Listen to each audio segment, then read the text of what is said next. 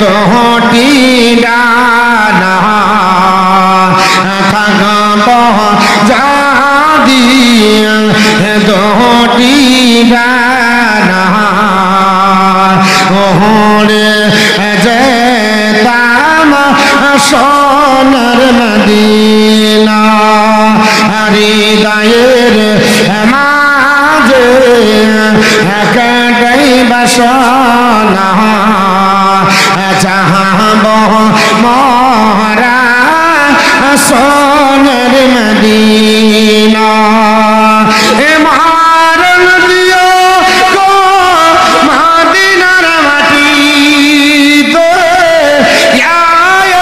লাগে এ পাগড়াবানা মুখেতে দরদার মুখেতে দরদার সালামের নজরানা নিয়ে যাব সোনার মদিনা আমরা সকলে নবীজির দিওয়ানা চাহব মোরা সোনার মদিনা আল্লাহুম্মা সাল্লি আলা মাওলানা মুহাম্মদ ওয়া আলা আলি সাইয়্যিদিনা মাওলানা মুহাম্মদ সাল্লাল্লাহু আলাইহি ওয়াসাল্লাম। আল্লাহর নবী বললেন সাহাবারা ওই রাজি নামক স্থানে নতুন কলমা পড়েছে, ইয়া রাসূলুল্লাহ কি করতে হবে? বলে মুসলমান হবার পরে সর্বপ্রথমে কাজ হলো তাদেরকে কোরআনের শিক্ষা দেওয়া, কাজ হলো আপনার নামাজের শিক্ষা দেওয়া। আল্লাহর কোরআন আপনার বেশি বেশি করে পড়াও, আর আপনার বলে হাতে নামাজের শিক্ষা দিতে হবে।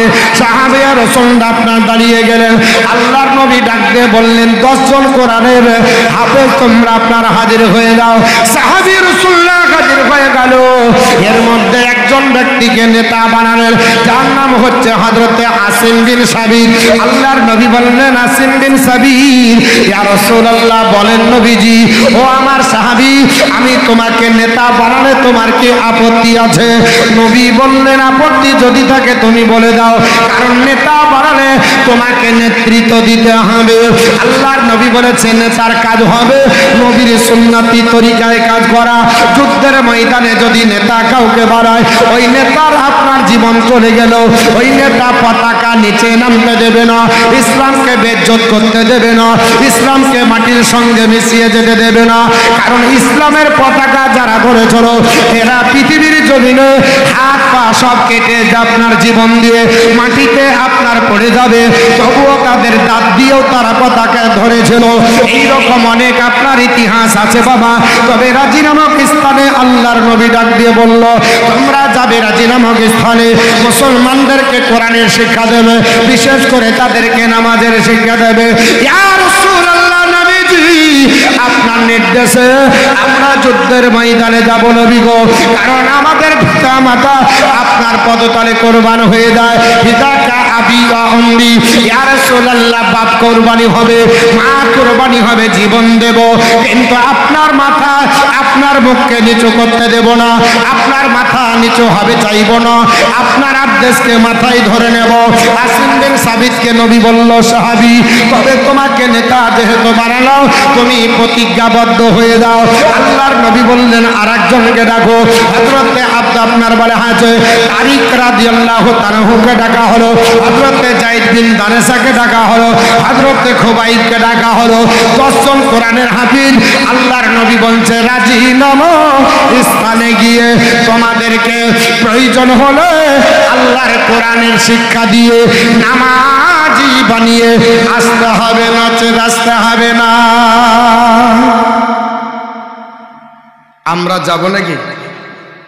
জোরে বলেন, আমাদেরকে যদি বলে যাব, হ্যাঁ বলছে জয় শ্রীরাম বলতে বলছে যে কি বলে দিলে একবার কি হবে, বলছে না বলছে, হ্যাঁ আমার যুবক ভাই ছেলেরা আমাকে বলছে বক্তব্যের মুড ঘোরা। তো শুনেন, মুড ঘোরা, আমি তো ঠিক জায়গায় যাব, আমাকে তো ভিড় বেঁধে ওদিকে যেতে হবে। আমি তো অবশ্যই মুসলমানদের পরিণতি যে কত মুসলমানরা কষ্ট করেছে কথা বলবো, তা আজকের বর্তমান মুসলমানের অবস্থা একটু বলতে হবে না? আমি তো জানি, আমরা বক্তা মানুষ গো, মানুষ কি খাবে কি চাইবে ও আমাদের জানা আছে।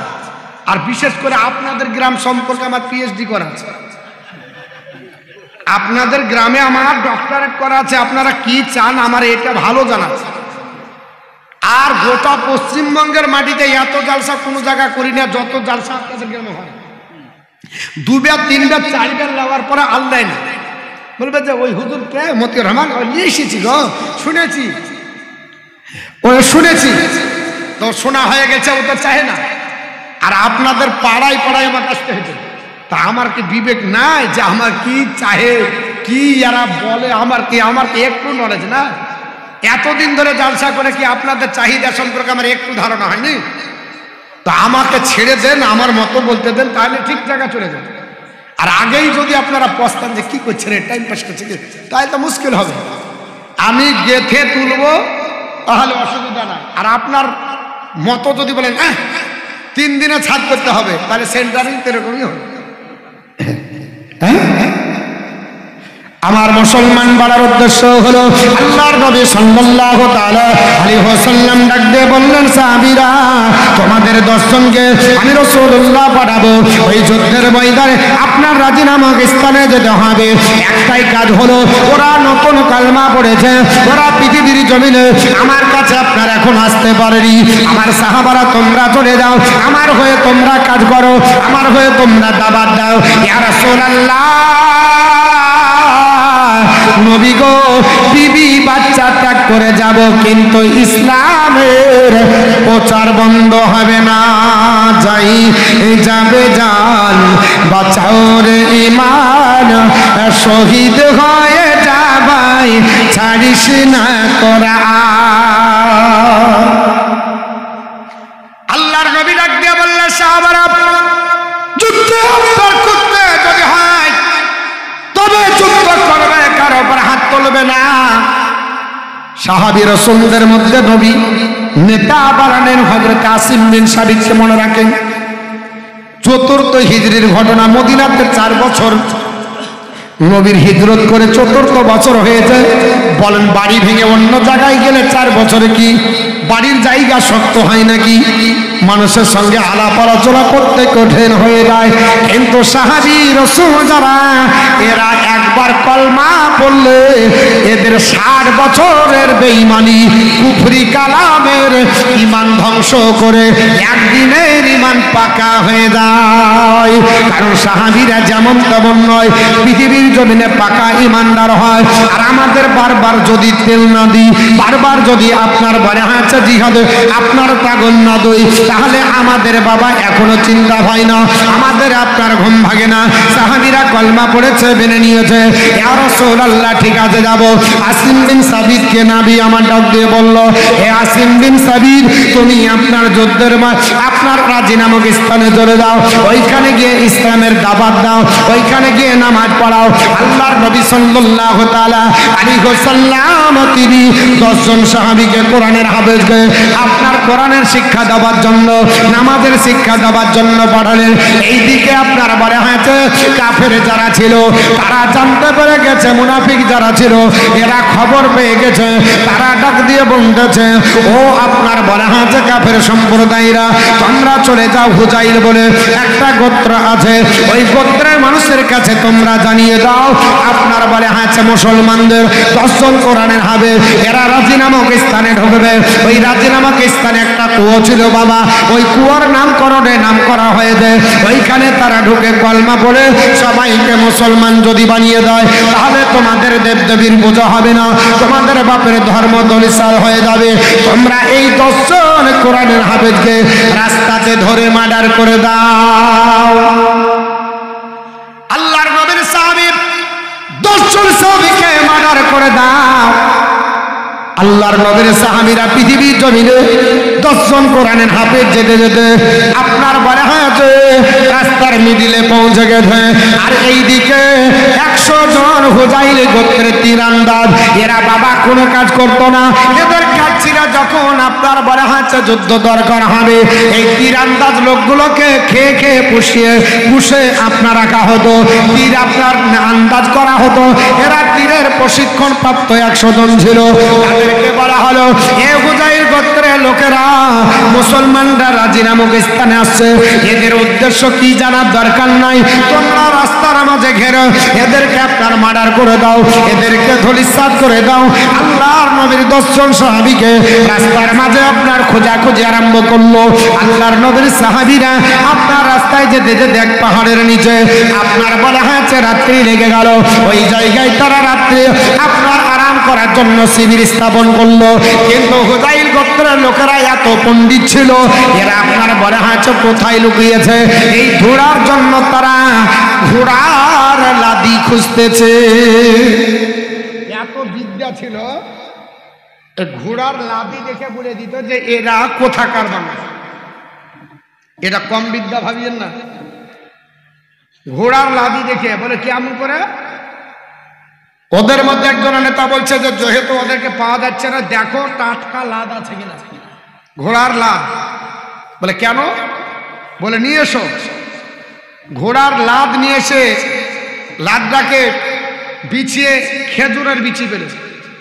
খেজুরের বিচি দেখে বলছে এরা মদিনার না অন্য কোনো জায়গা, কারণ মদিনার খেজুরের বিচির কাঠামোগত গঠন আলাদা, মক্কার খেজুরের গঠনগত আলাদা। এত পণ্ডিত ছিল যে খেজুরের বিচি দেখে বলে দিচ্ছে যে এরা মদিনার মানুষ না মক্কার মানুষ। ওই ঘোড়ার লাদ দেখে বলছে এটা হচ্ছে মদিনার ঘোড়া। আর যেহেতু মদিনা থেকে এসেছে এই গোত্রের লোকেরা, নবীর সাহাবীরা, অতএব এই দিক দিয়ে ঘোড়া গেছে, চলো এদিকে চলো। কত পণ্ডিত তারা ছিল, ডিসাইড করতো পদচিহ্ন দেখে, ঘোড়ার লাদ দেখে। আর আজকে তো আপনার বলা হচ্ছে কিছুই করতে হয় না, এখন তো হাতের নাগালই সব, ঠিক না ঠিক না? হ্যাঁ, কিন্তু মুসলমান পৃথিবীর জমিনে আমরা আল্লাহ পাকের গোলাম, আমরা যদি এক আল্লাহর উপরে ডিপেন্ড করি, আমাদের আর কোনো চিন্তা নাই। কার উপর ডিপেন্ড করবো? যে ব্যক্তি আল্লাহর উপর ডিপেন্ড করে, আমার আল্লাহ তার জন্য যথেষ্ট। কিন্তু আমরা আল্লাহর উপর ছেড়ে দিয়ে মোল্লাকে সব সময় ধরে থাকি, যা হবে মোল্লা তুমি যা পারবে করো। আল্লাহ বলছে এমন জালিম অত্যাচার তোদের পেছনে আপনার লাগিয়ে দিব অত্যাচারী শাসক, যা আপনার বলা হচ্ছে নিষ্পেষিত হয়ে শেষ পর্যন্ত আমি আল্লাহকে ডাকতে বাধ্য হই। মন থেকে আল্লাহকে ডাকেন, দিল থেকে আল্লাহকে ডাকেন, তাহলে হবে না সব বেকার। আরে মন চলে না, দেহ চলে,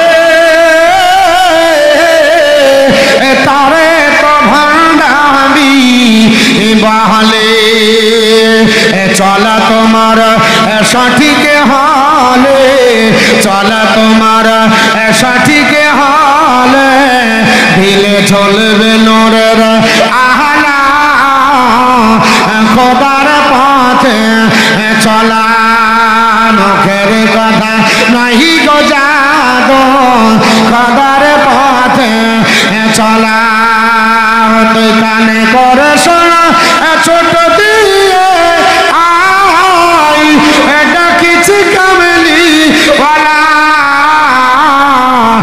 খোদার পথে চলা। আল্লাহুম্মা সাল্লি আলা, জোরে জোরে পড়েন, জোরে জোরে, ওয়ালা আলি সাইয়্যিদিনা মাওলানা মুহাম্মদ সাল্লাল্লাহু তাআলা আলাইহি ওয়াসাল্লাম। আল্লাহর নবীর সাহাবী হযরত আপনার বলে আছে, আপনার আসিম বিন সাবিত বলল আমরা আপনার বলে আছে কোথায় লুকাবো? ওই দেখো 100 জন তীরন্দাজ আসতেছে, আমাদেরকে যদি ঘিরে বলে আমাদেরকে প্রাণে নাশে করে দেবে, আমাদেরকে প্রাণে মেরে দেবে, চলো আমরা পাহাড়ের উপরে উঠে যাই। আপনার বলে আছে পাহাড়ের উপরে আপনার তারা আত্মগোপনের জন্য উঠে গেল। এরা আপনার 100 100 জন তীরন্দাজ হুজাইল গোত্রের, তারা আপনার দেখতে পেলে এখানে মুসলমানরা শিবির স্থাপন করেছিল। ডাক দিয়ে বলল, মুসলমান, আমরা তোমাদেরকে প্রতিশ্রুতি দিচ্ছি, আমরা তোমাদেরকে আপনার অভয় দিচ্ছি, আমরা তোমাদের সঙ্গে খারাপ ব্যবহার করব না, আমরা তোমাদেরকে মারব না, আমরা তোমাদের সঙ্গে যুদ্ধ করব না, আত্মসমর্পণ করে পাহাড় থেকে নিচে নেমে এসো। আল্লাহর নবীর সাহাবী হযরত আসিম বিন সাবিত বলল, না, আল্লাহ কোরআনে বলেছে কাফের কোনোদিন মুসলমানের বন্ধু হবে না, এরা গাদ্দার করবে, এরা আপনার বলে আছে পৃথিবীর জমিনে এরা আপনার বেধর্মী, এরা আপনার মুসলমানদের সঙ্গে সম্পর্ক করবে না, এরা আপনার মুনাফিকি করবে, এরা আপনার চালাকি করে তোমাদের ক্ষতি করবে। সাহাবীদের মধ্যে দ্বিমত তৈরি হয়ে গেল। তারা বলল, না না, এরা যখন বলছে যুদ্ধ করবে না, অতএব তাদের সঙ্গে তো যুদ্ধ করার দরকার নাই। এই বলে তারা আপনার দ্বিমত তৈরি হলো। আসিম বিন সাবিত বলল, না, আমরা আপনার বলে আছে তাদের সঙ্গে আপনার হাত মিলাবো না, তারা ধরে নেবে। আসিম বিন সাবিত আপনার বলে আছে বলল, আমরা তোমাদের সঙ্গে হাত মিলাবো না। 100 জন তীরন্দাজ এই দিকে নিচ থেকে তীর আপনার চালাতে আরম্ভ করলো। ওইদিকে আসিম বিন সাবিত বলল, ও নবীর সাহাবারা, আমরা তো যুদ্ধ অস্ত্র নিয়ে আসেনি, আমাদের কাছে নেজা বললাম নাই, আমাদের কাছে কোনো যুদ্ধের অস্ত্র নাই, আমরা যুদ্ধ করার জন্য আসিনি, আমরা তো কোরআনের শিক্ষা দেওয়ার জন্য এসেছি, আমরা নামাজি বানার জন্য এসেছি। আমাদেরকে রাস্তায় যখন ধরা হচ্ছে, অতএব আমরা পৃথিবীর জমিনে কি করে যুদ্ধ করব? পাহাড় থেকে আপনার পাথর গড়াতে আরম্ভ করলো। উঁচু পাহাড় থেকে পাথর গড়ে যায়, আর যেমন যে পাথর গড়ে যায় ওইখানে আপনার তারা ছত্রভঙ্গ হয়ে যায়। এই প্রচেষ্টা অবলম্বন করাতে তাদের কিছুটা নিরাপত্তা হলো। এরা আপনার 100 জন 10 জনের কাছে আপনার বিভ্রান্ত হয়ে গেল। আল্লাহর নবীর আপনার সাহাবী হযরত আসিম বিন সাবিতকে বলল, এ আপনার বলা হয়েছে মুসলমানদের নেতা, তোমরা যদি এইভাবে যুদ্ধ করো তাহলে আমরা কিন্তু তোমাদেরকে ছাড়ব না, আমরা তোমাদেরকে তীর দিয়ে তোমাদেরকে প্রাণে মারে দেব। আল্লাহর নবীর সাহাবীরা আপনার চিন্তায় চিন্তিত হলেন, কিভাবে তাহলে আপনার নিরাপত্তা পাওয়া যায়। তারা বলল, শোনো, আমরা যুদ্ধ করব না, তোমরা আমাদের হাতে ধরা দাও, আমাদের সঙ্গে আপনার বলে আছে হাতে হাত মিলিয়ে নাও। যদিও আসিম বিন সাবিত উনি আল্লাহর কাছে দোয়া করে বললেন, আল্লাহ, আমি যদিও এদেরকে বিশ্বাস করি না, কিন্তু আমাদের ভিতরে দ্বিমত তৈরি হলো। কেউ বলছে দেখা করব, কেউ বলছে দেখা করব না, কেউ বলছে মিলবো, কেউ বলছে মিলবো না। আল্লাহ, পৃথিবীতে যতদিন বাঁচবো কোন কাফির জানে আমাকে স্পর্শ না করে। আল্লাহ পাক আমার আপনার শরীর যেন স্পর্শ না করে, আর আমার ইন্তিকালও যদি হয়ে যায়, শহীদ যদি আমি আল্লাহ হই, তবুও কাফেরের হাতে যেন আল্লাহ পাক আমার লাশের কোনো আপনার ক্ষতি না হয়। আমার আল্লাহ পাক বলেছে, মুজিবুদ দাওয়াতি দাঈ জাদ্দান, বান্দা বান্দি যেখান থেকে যে অবস্থায় ডাকো না কেন, আমি আল্লাহ তোমার ডাকে সাড়া দেব। জোরে বলুন সুবহানাল্লাহ। আল্লাহকে ডাকার মতো ডাকতে হবে। আল্লাহর বান্দা পৃথিবীর জমিনে হযরত আসিম বিন সাবিত দোয়া করলেন, আমার আল্লাহ দোয়া কবুল করে নিলেন। আল্লাহ পাক বললেন, আসিম রে, আল্লাহ পৃথিবীর জমিনে আমি তোমাকে জিন্দাতেও যেমন নিরাপত্তা দিয়েছি, তোমার ইন্তিকালের পরও তোমাকে ছুঁতে পারবে না। জোরে বলুন সুবহানাল্লাহ। আমার বন্ধুগণ, বলার উদ্দেশ্য হলো হযরত আসিম বিন সাবিত আপনার সবাইকে দিয়ে কোটি কোটি পায় পাহাড় থেকে যেমনি নামতে যাবে, যেমনি পাহাড় থেকে নেমেছে অমনি আপনার বলে হাতে হুজাইল গোত্রের লোকেরা সব তীর আপনার ধনুকগুলোকে আলাদা করে, ধনুকের যত দড়ি ছিল ওই দড়িগুলোকে খুলে সঙ্গে সঙ্গে আপনার 3 জন ব্যক্তিকে আপনার বেঁধে ফেললো। একজনের নাম হলো হযরতে খুবাইব, একজনের নাম যায়েদ বিন দানেশা, একজনের আপনার আব্দুল্লাহ বিন তারিক। 3 জনকে বেঁধে ফেললো, আর 7 জন সাহাবীকে সঙ্গে সঙ্গে তরবারি চালিয়ে ওই আপনার রাজিনামা পাহাড়ের নিচে আপনার শহীদ করে দিল। ইন্না লিল্লাহি ওয়া ইন্না ইলাইহি রাজিউন। হযরত আপনার আসিম বিন সাবিত আর আপনার বলে আছে তার 6 জন সাথী, আপনার বলে আছে রাজিনামা পাহাড়ে তারা শাহাদাত বরণ করলো। ইন্না লিল্লাহি ওয়া ইন্না ইলাইহি রাজিউন। সাহাবুল সাহাবী যখন প্রাণ নাশ হয়ে গেল, আপনার বলে হাজা খোবাই বলল, তোমাদের নিয়তটা ভালো না, তোমরা উভয় দিয়ে ডাকলে, তোমরা প্রতিশ্রুতি দিয়ে ডাকলে, আমাদেরকে তো বললে না যুদ্ধ করবে, আমাদেরকে তোমরা ধরে এইভাবে নির্মম ভাবে কেন মারলে? আমরা কি অপরাধ করেছি বলো? বলে তোমরা কলমার প্রচার করতে যাবে, এটা সম্ভব হবে না। আমাদের দেবদেবীর আপনার বলে হাজে আপনার পুজো বন্ধ হয়ে যাবে। তোমরা যদি ইসলাম কবুল করাও, ইসলাম যদি তোমরা প্রচার করাও, এর জন্য পৃথিবীতে আমাদের উপরে আক্রমণ চলছে। মুসলমান একটাই টার্গেট, পৃথিবীতে মুসলমানের জনসংখ্যা বেড়ে যাচ্ছে, মুসলমানরা আগামীতে মুসলমানরা 1 নাম্বার দাঁড়িয়ে যাবে। অতএব মুসলমানদেরকে বিভ্রান্ত করতে হবে, মুসলমানদেরকে মেরে দিতে হবে। আল্লাহর নবীর জামানাতেও এই ঘটনা বাবা ঘটেছিল। পৃথিবীর জমিনে আপনার বাড়া হয়েছে, হযরত আপনার খোবাইবকে এইভাবে দড়ি দিয়ে পিছন দিয়ে বাঁধা হলো, হযরত যায়েদ বিন দানেশাকে বাঁধা হলো। আব্দুল্লাহ বিন তারিক বলল, এক কাফির সম্প্রদায় শুনে রেখে দে, আমি আপনার বলা হয়েছে আমার হাতকে বেঁধে লাভ হবে না, আমি আপনার বলা হয়েছে আমাকে নিয়ে যেতে পারবে না, আমি মক্কায় যাব না, আমি আপনার বলা হয়েছে মদিনাতেও যাব না, আমাকে নিয়ে যাওয়া সম্ভব হবে না। তাকেও তরবারি চালিয়ে দেওয়া হলো, তিনাকেও শহীদ করে দেওয়া হলো। 2 জন আপনার থেকে গেল। এই 2 জনের ভিতরে আরেকজন আপনার বলে হয়েছে যায়েদ বিন দানেশা, এরাকেও নিয়ে যেতে যেতে ইনাকেও শহীদ করে দেওয়া হলো। একজন থেকে গেল বাবা, একজন নাম হলো খোবাইব রাদিয়াল্লাহু তাআলা, ওকে ধরে মক্কায় নিয়ে আসা হলো। মক্কায় আপনার আসার পরে আপনার বলে হয়েছে হারিস বিন আমিরের ছেলেদেরকে ডাক দিয়ে বলল, এ হারিসের ছেলেরা, তোমাদের কি মনে নাই বদরের যুদ্ধ হয়েছিল? ওই আপনার বদর নামক জায়গায় তোমার আব্বাকে এই হযরতে খোবাইব পৃথিবীর জমিন থেকে বিদায় করেছে, পৃথিবী থেকে আপনার বলে আছে আপনার জাহান্নামে পাঠিয়ে দিয়েছে। একে কিনে তোমরা যদি শহীদ করো, বাপের বদলা নেওয়া হবে। আপনার বাপের বদলা নিতে চাও? হুযাইল গোত্রের লোকেরা বিক্রি করে দিল। আল্লাহর নবীর সাহাবী খোবাইব বিক্রি হয়ে গেলেন হারিসের ছেলেদের হাতে। হারিসের ছেলেরা নিয়ে যাওয়ার পরে আপনার বলা আছে জেলখানার ভিতরে তাকে বন্দী করলো। আর এইদিকে আপনার বলা হয়েছে মক্কায় খবর হয়ে গেল, ও মক্কাবাসীরা, তোমরা জানো পৃথিবীর জমিনে তোমরা কি আপনার লাশের বদলা নিবে? বদরের প্রান্তরে যাকে আপনার বলা আছে কতল করেছে, সুলাফা বিনতে সাদ বলে একজন মহিলা খবর পেয়েছে মুসলমানদের ভিতরে একজনকে আপনার মার্ডার করা হয়েছে, একজনকে শহীদ করে দেওয়া হয়েছে।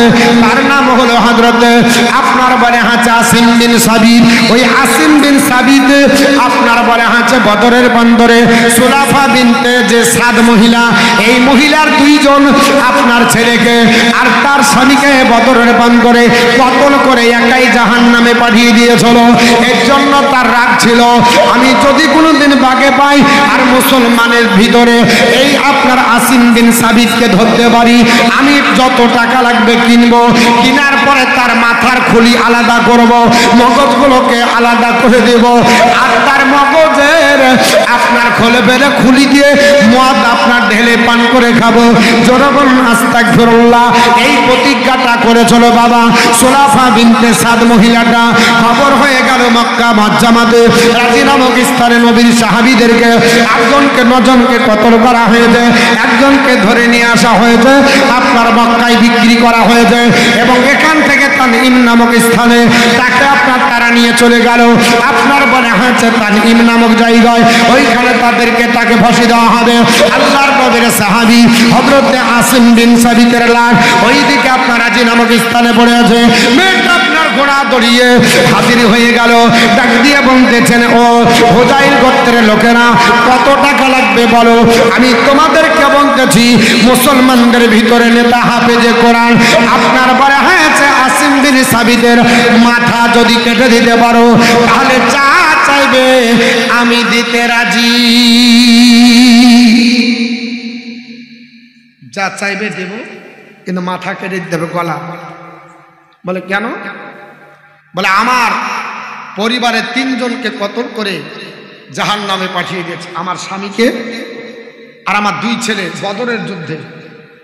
অতএব আমি শুনতে পেয়েছি আসিম বিন সাবিত তিনি আপনার শহীদ হয়েছে, তার মাথাটা কেটে আমি ফোন করেছি, প্রতিজ্ঞা করেছি তার মগজ বের করে খুলিতে মদ ঢেলে পান করব, তাহলে আমার আত্মা শান্তি পাবে, আমি ঠান্ডা হব যে আমার স্বামীর আমার দুই ছেলের প্রতিশোধ নিতে পেরেছে।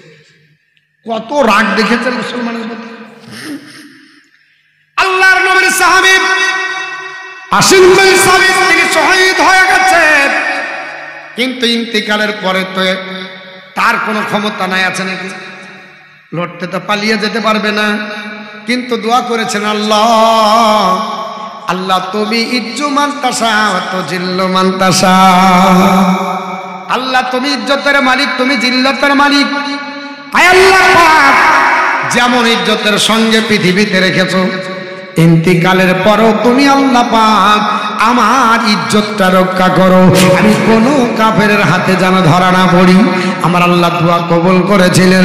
পৃথিবীর জমিনে সুলাফা বিনতে সাদ মহিলাটা টাকা দিয়ে লাশের মাথা কেনার জন্য হুজাইল গোত্রের মানুষকে টাকা দিয়ে দিল, যা লাগবে দিব, টাকার অভাব নয়, আমার বাড়িতে টাকা পয়সার অভাব নয়। আল্লাহ বলছে টাকার অভাব না থাকতে পারে, কিন্তু মহব্বতের তোর অভাব আছে। আমি আল্লাহ পাক আমি আপনার বারে হাতে আসিম বিন সাবিতকে আমি আল্লাহ নিরাপত্তা দিব, তোর কিছু করার নাই। জোরে বল সুবহানাল্লাহ। কারণ নবী আমার বলেছে আমি রাসূলুল্লাহ বলতেছি আপনার মান কানা লিল্লাহি, যারা আল্লাহর হয়ে যায় কানাল্লাহু লাহু, আমার আল্লাহ তার হয়ে যায়, আর আমার আল্লাহ যার হয়ে যায় ওয়া কুল্লা শাইইন ফান্না, সমস্ত সৃষ্টি তার হয়ে যায়। বলে আসিম বিন সাবিত তোমার চিন্তা নাই, তুমি লাশ হয়ে পড়ে থাকবে, আর তোমার দাফন করার দায়িত্ব আমি আল্লাহর উপর থাকবে। জোরে বল সুবহানাল্লাহ। আল্লাহর নবীর সাহাবী আসিম বিন সাবিত আপনার লাশ পড়ে আছে, আর সুলাফা বিনতে সাদ আনন্দ করতেছে, মদ পান করতেছে। গোত্রের লোকেরা লাও মদ পান করো, যা লাগবে দিব, কিন্তু মাথা কেটে নিয়ে এসো। মাথা কাটতে চলে গেল। আল্লাহ পাকের হুকুম হলো মৌমাছি কোথায় আছে স্যার, যাকে থাকবি না। আমার আল্লাহ পাক ডাক দিয়ে বলল মৌমাছি আমার বান্দা, আমার নবীর গোলাম, আমার আপনার প্রেমিক বান্দা আসিম বিন সাবিতের লাশ পড়ে আছে, মাথা কাটবে, আমি আল্লাহ পাক মাথা কাটতে দেব না। মৌমাছি চলে যা, আজকে আমার কোন নবীর সাহাবী পাহারা দেবে না, আমার নবীর মহব্বতে আসিম বিন সাবিতের লাশের পাহারা আমার সৃষ্টি জগতের মৌমাছি তোরা হয়ে যা। কত খেলা খেলা গো মাওলা তোমার শেখের বাজারে আসে কমা সুখের খেলা, অন্যে বুঝবে কি করে তোমার শেখের বাজারে। ঘুমাচ্ছে না, আসছে কিছু আসছে। আমি তো দেখতে পাচ্ছি মাঝে মাঝে ফাঁকা হচ্ছে। তো শুনেন, যতই মহব্বত করেন রাত তো ঘুমের চাইতে মহব্বত আর মৌলবীকে করবেন না, ও আমার জানা আছে। মৌলবীকে যতই মহব্বত করেন, কিন্তু ঘুম তো আলাদা জিনিস। আপনি ওকে যদি বলেন যে তুই এখন একটু বসে থাক, আমি একটু শুনেলি, ও বলবেন না আমাকে নিয়েই তুমি বসো, ও আপনার ওপর সওয়ার হয়ে খুব কাজ করে ফেলে দেবে। কি ও সব সময় আপনার লেগেই আছে। তো রাত 12টার পরে যদি আমাকে দেন, তো আমি কি আপনাদেরকে আর সেই রকম জাগাইতে পারি? আর এইখানে আসলে ওই আমার রাতটাই শেষে, মেন টাইমটাই আমাকে দে না। সবাই যখন আপনার পরে হাতে চলে যাব চলে যাব চলে যাব হবে, ঠিক টাইমে দিবে। এবার বলবি তুমি এবার যুগাও।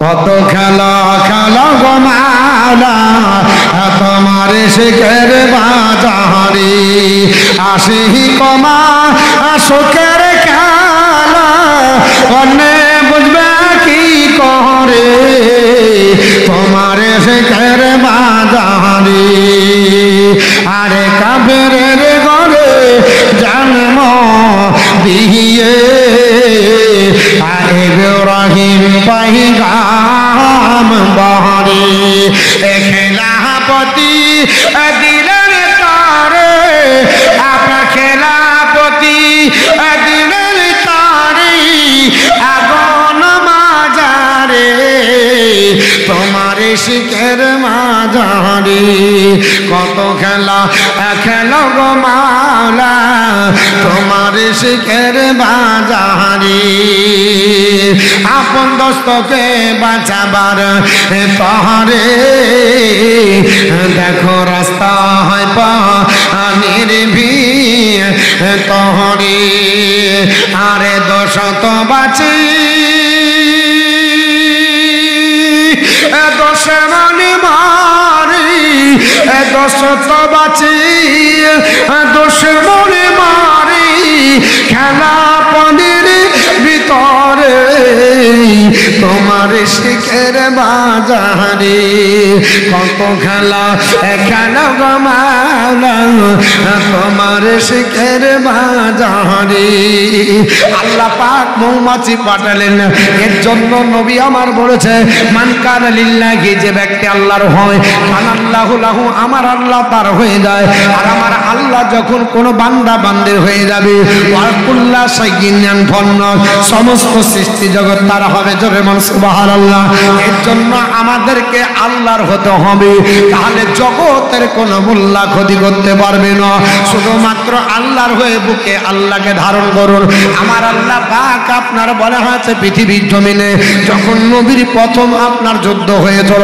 ওই যুদ্ধটার নাম বদরের যুদ্ধ মাত্র আপনার কয়েকজন সাহাবীকে নিয়ে আল্লাহর নবী চলে গেলেন 313 জন আল্লাহর নবীর সাহাবীরা বলেছিল নবী গো আমরা 313 জন সাহাবী আর কাফেরেরা আপনার বলে আছে 1000 তাদের হাতে অস্ত্র আছে তাদের হাতে টাকা তাদের হাতে পয়সা তারপরে তাদের হাতে ইয়া রাসূলুল্লাহ খাবার খায় তারা উর্জা ভাই করে খায় আবু জেহেল বলে চলো ও আপনার বদরের যোদ্ধারা তোমরা উটের আপনার গোশত খাও তোমাদের জন্য কোনো চিন্তা নাই আর আমার নবীর কাছে কোনো খাবার পান নাই আল্লাহর নবী মুমূর্ষ অবস্থায় আছে আল্লাহ পাক জিবরিলকে পাঠিয়ে দেয় ও জিবরিল আমার নবীকে জানিয়ে দে আমি আল্লাহ পাক নবীর সঙ্গে আছি আমার ফেরেশতারা নবীর সাহাবীদের সঙ্গে আছে আল্লাহ পাক পৃথিবীর জমিনে নবীর সাহাবীদের সঙ্গে আমার আল্লাহ 5000 ফেরেশতা দিয়ে বদরের প্রান্তরে বিজয় পতাকা তুলেছিলেন এর জন্য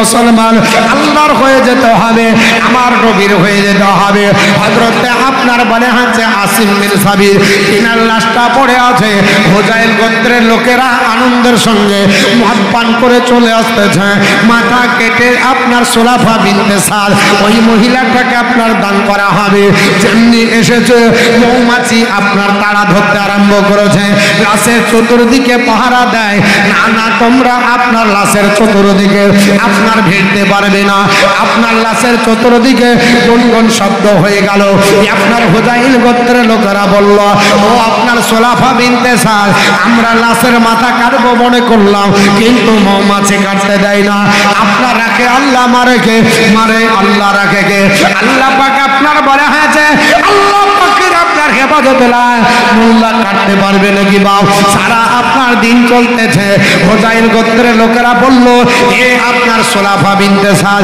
তুমি চিন্তা করো না মৌমাছি রাত হলে থাকবে না মৌমাছি রাত্রে বেলায় বাসায় যাবে কারণ মৌমাছির সদর্ম দিনে চড়াই করবে রাত্রে বাসায় চাকে চলে যাবে অতএব ওই সময়তে মাথা কেটে আমরা আপনার বলে হাজা পৌঁছে দেব আল্লাহ পাক ডাক দিয়ে বলে এ মিকাইল আল্লাহ লাব্বাইক বলেন আল্লাহ এ মিকাইল গোটা আপনার মেঘমালাকে হুকুম করে দে আমি আল্লাহ সন্ধ্যাতে সূর্য ডোবার পরে আমি এমন পানি দেব আমি আল্লাহ পানিতে ভাসিয়ে হযরতে আসিম বিন সাবিতের লাশের মাটির ব্যবস্থা আমি আল্লাহ করব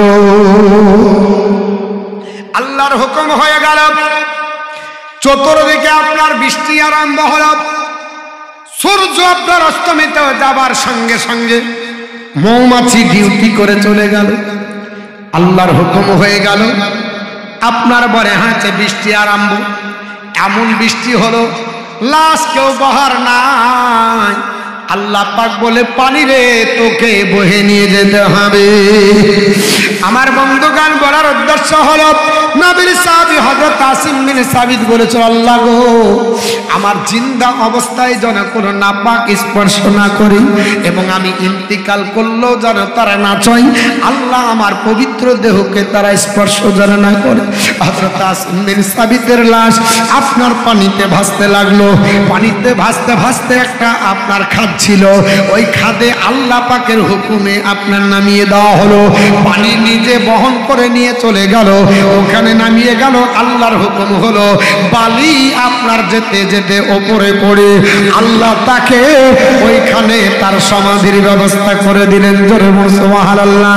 আপনার বাড়ি হয়েছে মাটি দেওয়ার জন্য কোনো আপনার লোক দরকার হলো না, মাটি খোঁড়ার জন্য লোকের দরকার হলো না। আমার আল্লাহ পাক আসিম বিন সাবিতের লাশের আপনার হেফাজত করে সেখানে দাফন করে দিলেন। এরা অবাক হয়ে আশ্চর্যজনিত হয়ে সবাই বিভ্রান্ত হয়ে গেল। সুরাফা বিনতে সাদ বলল, মনের বাসা আমার মনে থাকলো মেটাতে পারলাম না। এইদিকে আপনার বলে হয়েছে হযরতে আপনার খুবাইবকে বিক্রি করা হয়েছিল। হারিস বিন আমিরের ছেলের কাছে বলছিলাম বাবা ওকে নিয়ে আপনার তানঈম নামক স্থানে যাওয়া হলো। হারিসের ছেলেরা বলল, বলো তুমি এখন কিসের জন্য যাচ্ছিলে রাজি নামক স্থানে? হযরতে খুবাইব বলল, দেখো আমাদের লক্ষ্য অন্য কিছু নয়, কারণ রাজি নামক স্থানের লোকেরা কলমা পড়েছে। কলমা পড়ার পরে নামাজ শিখতে তারা ধরে না, এরা কোরআন পড়তে এখনো জানে না। এর জন্য আল্লাহর নবী আপনার আমাদেরকে বলেছে যারা আপনার মুসলমান হবে তাদেরকে কোরআন শিখতে হবে, তাদেরকে আপনার নামাজ শিখতে হবে। এখন তো নামাজ যদি কাজা হয় জাহান্নামে চলে যাবে, আর যদি আপনার নামাজ পড়ে নেয় আল্লাহর জান্নাতে চলে যাবে। আমার আল্লাহর নবীকে ডাক দিয়ে বলে, নবী গো আপনার উম্মত উম্মাতানিকে খবর দেন। সূরা আল ইমরান 15 নম্বর আয়াত আল্লাহ ডাক দিয়ে বলে, কুল হাবিব আপনি বলে দেন আও নাবিউকুম বিখাইরিন মিন যালিকুম, আমি আল্লাহর রাসূল তোমাদেরকে তোমাদের পার্থিব সুখের চাইতে, তোমাদের জিন্দেগির সম্পদের চাইতে, এই তোমাদের বাড়ি ঘর তোমাদের টাকা পয়সা এর চাইতে কি আমি আল্লাহ তোমাদের উত্তম জিনিসের খবর দেব না? এটা কে বলছে? নবী বলছে। আল্লাহর কোরআন বলে আল্লাহ পাক বলছে নবী আপনার জবান দ্বারা শুনতে যায়, আপনি আপনার উম্মতদের জানিয়ে দেন, আপনার সাহাবাদের জানিয়ে দেন। এটা কাদের জন্য হবে? লিল্লাযিনা তাকাও, যারা তাকওয়া পরহেজগারিতা অর্জন করেছে, যারা মুত্তাকিন হবে। জোরে বল সুবহানাল্লাহ। আল্লাহ মুত্তাকিনদের জন্য করেছে। মুত্তাকিনরা কিভাবে? আল্লাহ পাকের নবী বলে আল্লাহ পাক বলেছে ইনদা রাব্বিহিম জান্নাতুন তাজরি মিন তাহতিহাল আনহার। আল্লাহ পাক ডাক দিয়ে বলে নবী গো জানিয়ে দিন ইনদা রাব্বিহিম, তাদের প্রভুর কাছে তাদের জন্য রয়েছে জান্নাত, তাদের জন্য আরামের বাগান, তাদের জন্য আয়েশের বাগান, তাদের জন্য উত্তম জান্নাত রয়েছে। শুধু জান্নাত নয়, ওই জান্নাতের তলদেশে তাজরি মিন তাহতিহাল আনহার, আমি আল্লাহ পাক নহর প্রবাহিত করেছি। ওই নহরের পানি একবার যদি পান করে আর কিয়ামতের সকাল পর্যন্ত আপনার উম্মত উম্মাতানি পিপাসিত হবে না।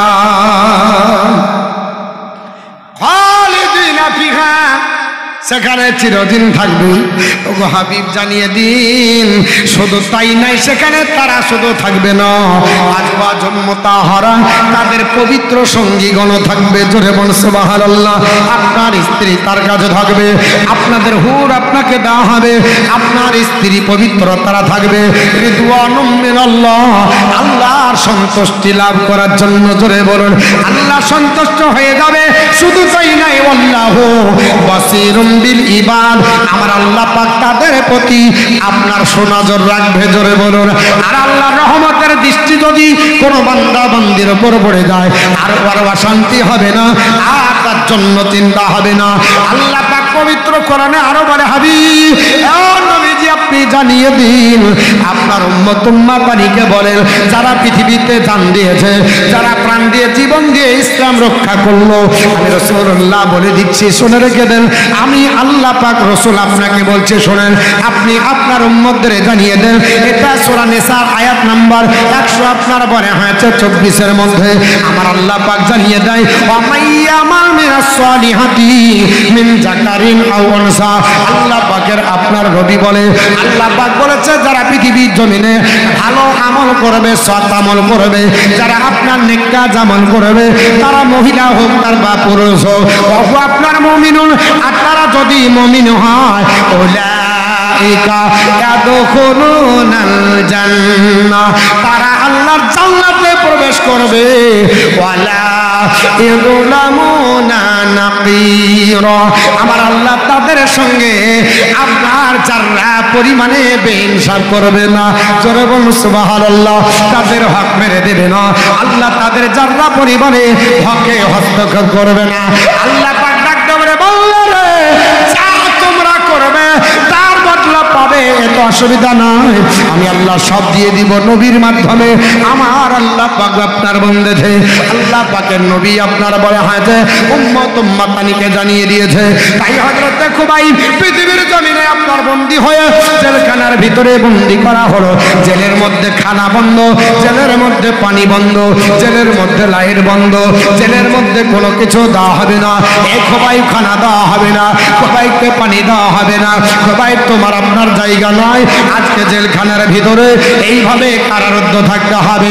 আল্লাহ পাকের নবী সাহাবী হযরত খুবাইব বলেন আল্লাহ যদি অন্ধকার হয়, আল্লাহ অন্ধকারে তুমি নূরের প্রদীপ আল্লাহ তুমি জ্বালিয়ে দিতে পারো। নহরিয়া আমায় আমি না তোমার নহরের ঘরে, আরে খোদার রহমত পাহাড়ে ধরে ঝাড়ে। ধরে বলুন সুবহানাল্লাহ। একটু গলা খুলে বলেন না। আচ্ছা আমরা প্রতিদিন এই করছি গো, কুক কুক কুক কুক করে আসি, যখন আসি জালসা তখন বলছে যে এত পাতলা, সব বলে যে এ মৌলবি কি মোটা হবে না। তো আমি বলি যে ভাই এরকমই অবস্থা, কি করব।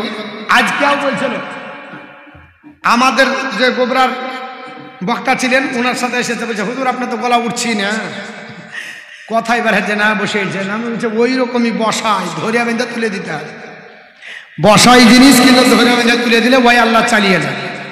এটা অন্য কিছু না, আমার বড়াই না, এটা একবারে আমার পীর মুর্শিদের খাস দোয়া, আমার আল্লাহ রসুলের আপনার নেঘায় করা, এছাড়া কিছু না, আমার মধ্যে কিছু নাই। এইভাবে রোগা সেজে আসি, আস্তে আস্তে অসুস্থ বলতে পারবো না। সেদিন চাচাকে বলছে চাচা আজকে আমি আর একটুকু বলতে পারবো না, বলে কোনো অসুবিধা নেই, তুমি আল্লাহর নাম করে শুরু করো। বাস শুরু করলাম, সারা ওই রকমই স্টেজে আসি, আল্লাহ আল্লাহ রসুলের মহব্বতে বলতে লাগি, ঠিক আবার দেখা যায় আল্লাহ বলিয়ে নেই, এটা আমার কিছু করার নেই। তো আপনারা একটু গলা ঝাড়েন, অত চিন্তা নাই। আমরা আমাদের মতো তো প্রতিদিন রোগা না, আরে এত জালসা করছেন না। এখন লাগাতার 24 দিন চলবে, তারপরে ডব হবে, মানে মানুষ বৃষ্টির আশঙ্কা করছে দিয়ে পরে ডেট কম লিখছে, কিন্তু লাগাতার 24 দিন এখন কামাই না। তা তো তাহলে যদি আমাদের এত গলার জোর হয়, তো আপনারা তো বসে আছেন, জোর করেন নারে তাকবীর, নারে সালাত, মাসলাকারা হযরত, উলামায়ে আহলে সুন্নাত, জালসা কমেডি, সুন্নি জামাত, আল কোরআনের আলো, আল হাদিসের আলো, ইসলাম বাঁচাও, যদি বলেন জিন্দাবাদ। আরে নহরিয়া আমায় আমি না তোমার নহরের ঘরে, আরে খোদার রহমত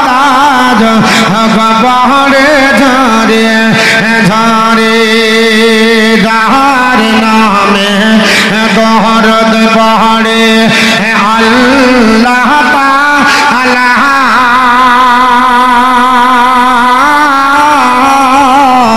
আরে ফারিস্তা যার প্রেমে অগহইল তাআলা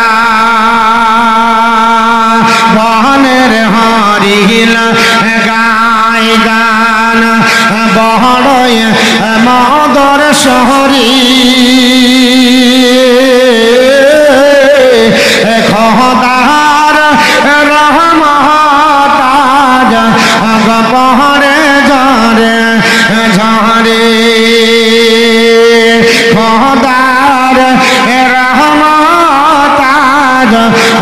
পহরে ঝরে ঝরে হরিয়া মায়া মেঘনা তোমার লহরের ঘরে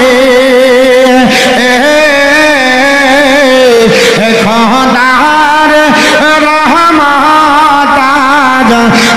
পহরে ঝরে ঝরে ঠেগনা গাভিলাদ ফেতনার জাহালে পড়ে জান্নাত কেউ পাবে না ওই নবীজিকে ছেড়ে যার শিলায় দেবে খোদা যার শিলায় দেবে খোদা যার শিলাই দেবে খোদা বান্দাকে জান্নাতে খোদার রহমতাজ পহরে ঝরে ঝরে আমার মুসলমান বলার উদ্দেশ্য হলো অন্ধকার ঘরে আমার আল্লাহর হুকুম হয়ে গেল আল্লাহ পাকের যেন গাইবি আপনার আলো জলে জোরে বলি আল্লাহর নবীর সাহাবী হযরত খুবাইব কয়েকদিন ধরে মদিনা থেকে যাত্রা করেছেন রাস্তায় খাবার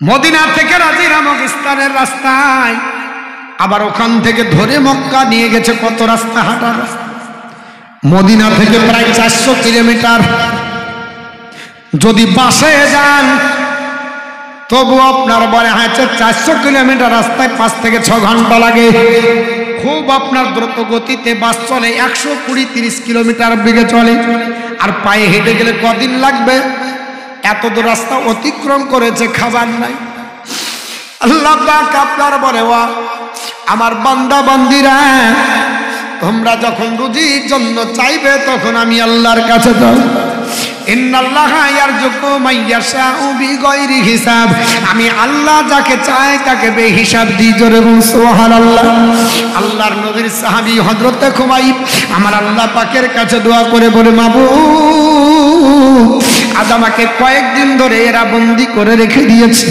আল্লাহ খাবার দেয়নি পানি দেয়নি আল্লাহ আমাকে জায়গা দেয়নি যে একটু ঘুম পারবো আল্লাহ কিছুই দেয়নি মাবুদ গো আল্লাহ তোমার কাছে দোয়া করি একটু পানি বাঁচার জন্য কিছু খাবার দাও আমার আল্লাহ পাকের রহমতের দরিয়ায় ঢেউ উঠে বলল আমার আল্লাহ পাক ডাক দিয়ে বলে জিবরিল লাব্বাইক আল্লাহ খবর বলেন আমার আল্লাহ পাক বলে জিবরিল আমার জান্নাতের ভিতরে চলে যাও জোরে বলেন মারহাবা আল্লাহ পাকের নবীর সাহাবী হযরত খুবাইবের জন্য আমার আল্লাহর হুকুম হয়ে গেল জিবরিল রে জান্নাতের ভিতরে চলে যা জান্নাতে আঙ্গুরের থোকা আপনার খঞ্চা বোঝাই করে আমার নবীর সাহাবী হযরত খুবাইবের জন্য ওই জেলখানার ভিতরে আপনার পাঠিয়ে দে জোরে বল সুবহানাল্লাহ আল্লাহর নবীর সাহাবী হযরত খুবাইব রাদিয়াল্লাহু তাআলা আনহু আপনার জেলের ভিতরে বসে আপনার চিন্তায় চিন্তিত আমার আল্লাহর কাছে মোনাজাত করে আল্লাহর কাছে রোনাজারি করে আল্লাহর কাছে চায় আমার আল্লাহর কাছে দোয়া করতেছে হঠাৎ করে আপনার দেখা গেল আঙ্গুরের থোকা যেন দেখা যায় টাটকা আঙ্গুর বাবা এই টাটকা আঙ্গুর তিনি খান জান্নাতি খুশবু আসে হঠাৎ করে হারিসের মেয়ে আপনার একটা ছোট্ট ছিদ্র ছিল, ওই ছিদ্র দিয়ে তাকিয়ে দেখছে, দেখি জেলের ভিতরে আমাদের বন্দীটা কি অবস্থায় আছে। দেখতেছে হযরতে খুবাইব আপনার আঙ্গুর খেতেছে। অবাক হয়ে গেল মহিলাটা, যে মহিলাটা পরবর্তীতে ইসলাম কবুল করেছিল। ওই মহিলাটা ডাক দিয়ে বলেছিল, ও নবীর গোলামেরা, ও মুসলমানরা, শুনে রেখে দাও, আজ আমাদের বাড়িতে এক এক করে অনেক গোলামকে জেলখানায় বন্দি করা হয়েছে, তবে এত ভদ্র আদর্শবান আপনার কোনো ব্যক্তিকে দেখিনি, এত আপনার বলে হাতে পরেজগির কোনো ব্যক্তিকে দেখিনি। জেলের ভিতরে ঢুকে আপনার আল্লাহ বলা হয়নি, জেলের ভিতরে ঢুকে নেতার আপনার তলব করেনি, জেলের ভিতরে ঢুকে কোনো আপনার বলে হাতে কাউকে ডাকেনি, এক আল্লাহকে দেখেছে, সেজদায় পড়ে কান্না করেছে। সেজদা থেকে উঠে যখন তাকিয়ে দেখতেছে আপনার বলে হাতে তাজা আঙ্গুর তার সামনে লটকাছে। ওই তাজা আঙ্গুর খেতে দেখে আমি অবাক হয়ে গেলাম। আমাদের মক্কা মজমায়, মদিনাতুল মুনাওয়ারায়, আমাদের তায়েফের মাটিতে আপনার বলে হাতে বিভিন্ন জায়গায় তখন আঙ্গুরের মৌসুম ছিল না। আঙ্গুর কোথা থেকে হলো? আঙ্গুর তো এখনো হবে না, এই আঙ্গুর কোথা থেকে হলো? আঙ্গুর দেখে অবাক হয়ে গেলাম। আল্লাহর নবীর সাহাবী হযরত খুবাইব বাবা এই আঙ্গুরটা জান্নাতি আঙ্গুর খেয়েছিলেন। জোরে বলুন সুবহানাল্লাহ। এই আঙ্গুর দুনিয়াবি নয়, এই আঙ্গুর কোনো নেতা দেয়নি, এই আঙ্গুর কোনো আল্লাহর বান্দা দেয়নি। আমার আল্লাহ পাককে দেখে নবীকে রাজি করেছিল, এই জন্য আমার আল্লাহ পাক জান্নাতি আঙ্গুর আপনার জিবরাইলের মাধ্যমে পাঠিয়ে দিল। জিবরাইল আলাইহিস সালাম আপনার জেলখানার ভিতরে তাজা আঙ্গুর দেয়। হযরত খুবাইব জেলের ভিতরে বসে বসে আঙ্গুরের আপনার ঠোকা আঙ্গুর আপনার কাছে। মুসলমান আজও যদি আজ আমরা আল্লাহর উপর ডিপেন্ড করি, আমাদেরকে আল্লাহ রুজি দেবে। দেবে কি দেবে না? চিন্তা ভাবনা করছে, যদি জোরে কিছু বলি তাহলে মনে হয় লক্ষ্মী ভান্ডার যাবে, সাইকেল খান মনে হয় যাবে। ইমাম মনে করছে যদি কিছু বলি তাহলে ভাতাটা যদি বন্ধ করে দেয়। মুয়াজ্জিনও চিন্তা করছে আমারটাও তো যদি যায়, কারণ যেখানে 26,000 গেল আমারটা যেতে তো 1 কোটি লাগবে না, আমার তো ডকুমেন্টসই নাই। যাদের ডকুমেন্টস আছে পরীক্ষা দিয়ে পাশ করে 9 বছর চাকরি করেই গ্যারেন্টি নাই, আর আমাদের বিনা ডকুমেন্টসে যদি চলে যায়। এর জন্য সব হ্যান্ডি প্লাস মেরে চুপচাপ বসে আছে। খবরদার বিরুদ্ধে বলিস না, যদি বলিস তো চলে যেতে পারে। আচ্ছা, এই পৃথিবীর জমিনে কেউ আপনাকে চিরদিন খাওয়াতে পারে? চিরজীবন খাওয়াতে পারে? আল্লাহর সৃষ্টিকে কেউ খাওয়াতে পারে না। আল্লাহর নবী সুলাইমান আলাইহিস সালাম, আল্লাহ পাকের নবী সুলাইমান আলাইহিস সালাম, কে? সুলাইমান নবী। আল্লাহকে বললেন, আল্লাহ গোটা বিশ্ব রাজত্ব তাকে দেওয়া হয়েছিল। 4 জনকে গোটা বিশ্বের রাজত্ব আল্লাহ দিয়েছিলেন। 2 জন কাফেরের মধ্যে, 2 জন মুসলমানের মধ্যে। কাফেরের মধ্যে ফেরাউন আপনারা বলা আছে, আর একজনের নাম বখতে নাসার। আর মুসলমানের মধ্যে সুলাইমান আলাইহিস সালাম আর বাদশা জুলকারনাইন। এরা গোটা বিশ্বের ক্ষমতার অধিকারী ছিলেন। আল্লাহর নবী সুলাইমান আলাইহিস সালাম বললেন, আল্লাহ যেহেতু গোটা পৃথিবীর বাদশা, আমি আমাকে একবার আমাকে মেহমানদারি করতে দাও। গোটা বিশ্ব জগতের তোমার সৃষ্টি জগৎকে আমি খানা খাবো।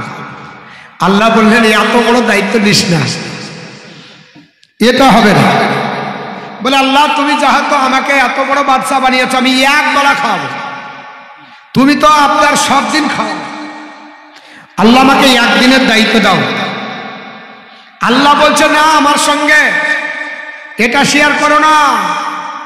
নবী বলে, আল্লাহ তোমাকে ছাড়বো না, তুমি একটা দিন দাও। আল্লাহ দিবে না আর ও ছাড়বে না। আল্লাহ বললেন, তাহলে আমার কুদরত দেখ।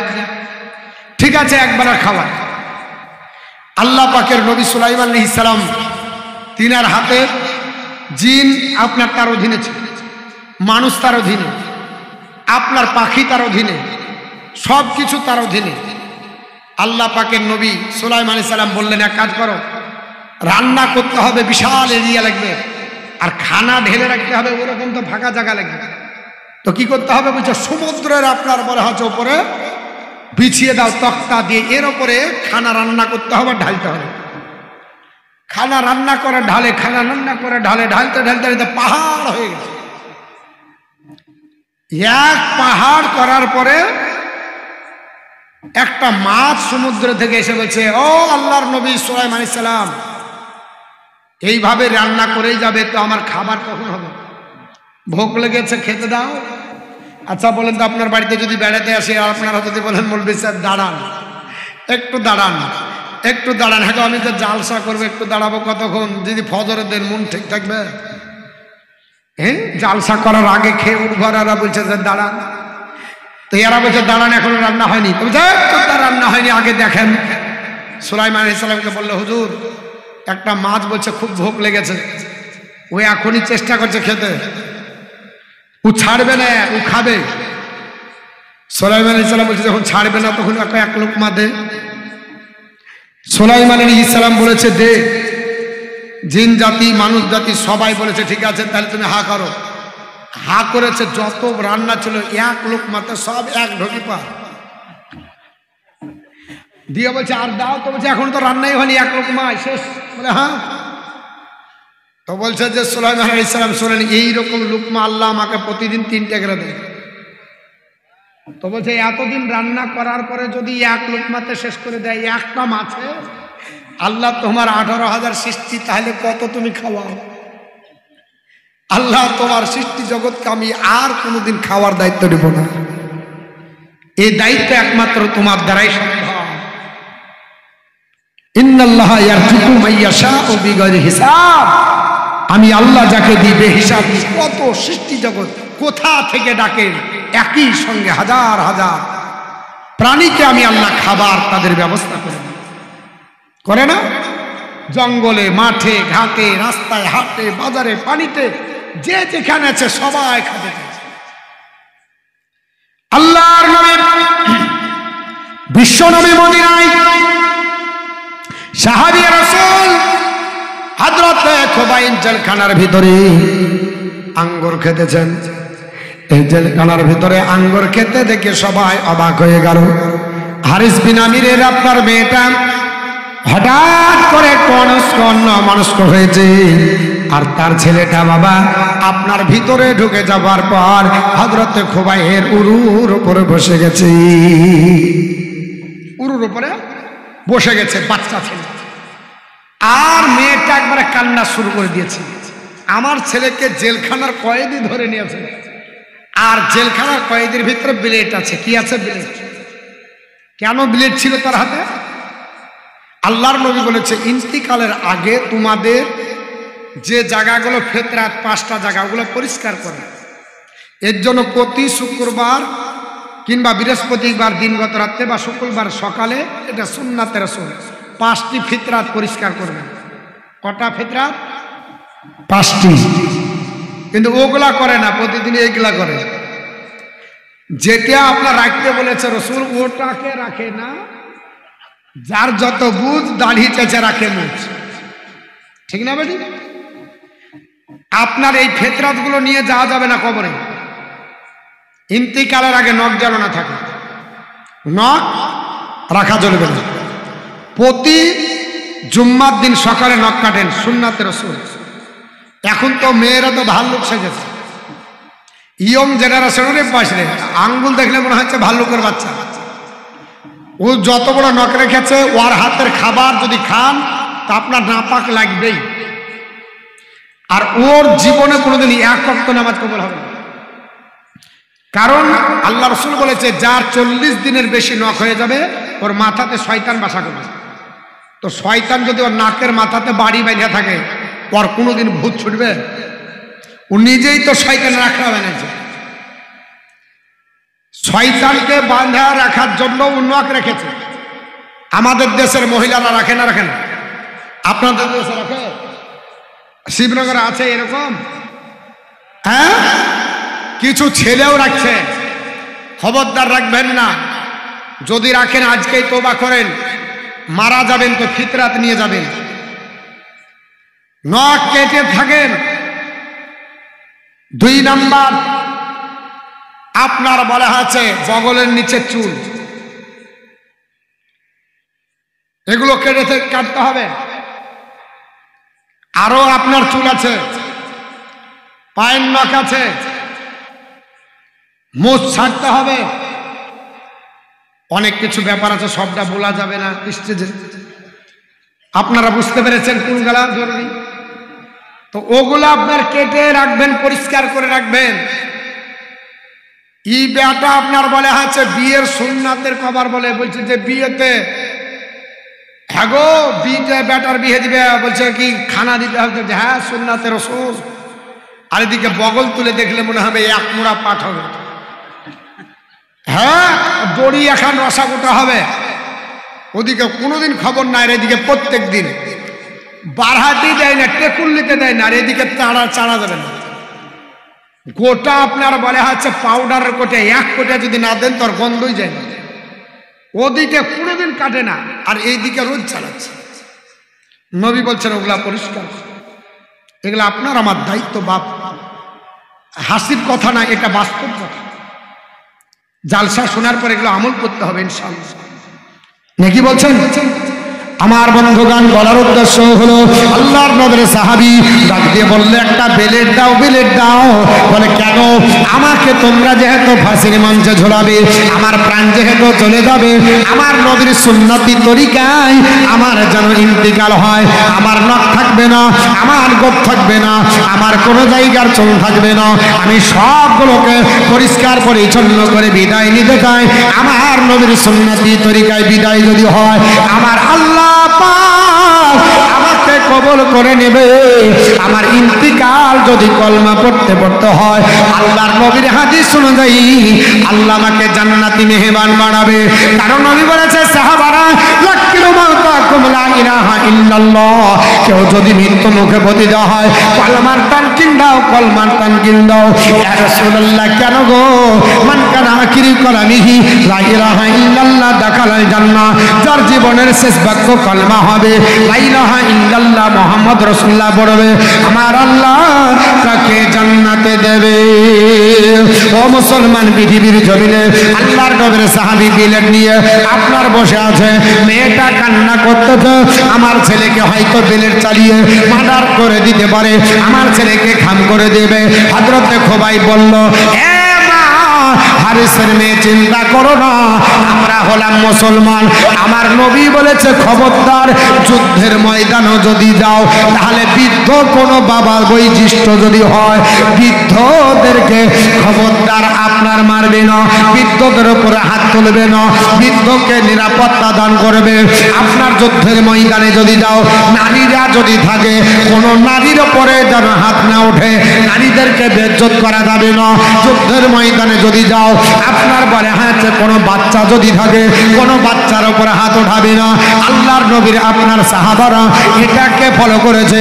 যেমন আপনার বলে হাতে উহুদের যুদ্ধে হিন্দা সামনে এসেছে, আপনার আবু সুফিয়ানের স্ত্রী, তাও নবীর সাহাবী হযরত আপনার হামজা বলছে, আমি কোনোদিন যদি ইচ্ছা করতাম হিন্দাকে দুই ভাগে বিভক্ত করে দিতাম, কিন্তু না না, আমার তরবারি ওঠার পরে নবীর হাদিসের দিকে ফলো হয়ে আমার তরবারি নেমে গেল।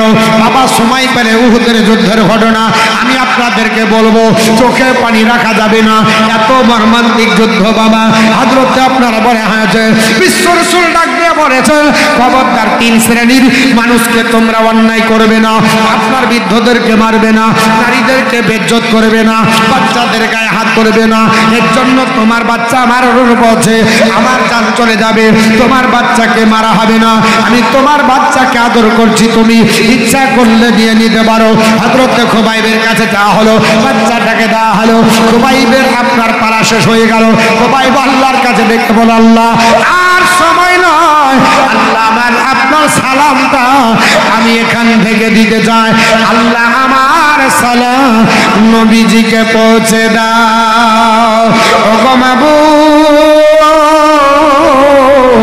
আর কোন নবীর সাহাবী নাই, আর তোমার কোনো বান্দা নাই, আমাকে দেখার পরে নবীকে জানাবে। ওগো মাবুদ, আজ আমি তানঈম নামক স্থানে আমার রাসূলুল্লাহকে স্মরণ করছি, আর আমি আখিরুস সালাম আমার নবীকে জানাতেছি। আমার বন্ধুগণ, হযরত আবু বকর বলা হয়েছে খোবাইব ওইখান থেকে সালাম দেওয়ার পর আপনার মনে হয় শেষ করলেন, খোবাইবকে বের করা হলো। হারিসের ছেলেরা বলল, খোবাইব তোমার কাকতি মিনতি কান্না দেখে বুঝতে পারছি বিবির কথা মনে পড়েছে, বাচ্চার কথা মনে পড়েছে। তুমি ঘর বাড়ি চাইছো যাবে বলে, হ্যাঁ, তবে তোমাকে কলমা ছেড়ে দিতে হবে, নবীর মহব্বত ছেড়ে দিতে হবে, আল্লাহর কোরআন আপনার পড়া হবে না, তোমাকে কলমার বিপক্ষে বলতে হবে, নবী মুহাম্মদের বিপক্ষে বলতে হবে। আল্লাহর নবীর সাহাবী খোবাই বলেছিল, আমার জান চাইতে আমি আপনার বলা হচ্ছে নবীকে বেশি ভালোবাসি। আমার মহব্বতের পাল্লা দুটো যদি দাঁড় করে দেওয়া হয়, এক পাল্লাতে বিবিকে তোলে, বাচ্চাকে যদি তুলে দাও, এক পাল্লাতে সন্তান তোলো, আপনাকে যদি তোলো, এমনকি আমার জানকেও যদি তোলো, অপর পাল্লায় নবীর মহব্বত যদি তুলে দাও, হাদিসের ছেলেরা, আমার নবীর মহব্বতের পাল্লা আমার কাছে বেশি ভালো হবে।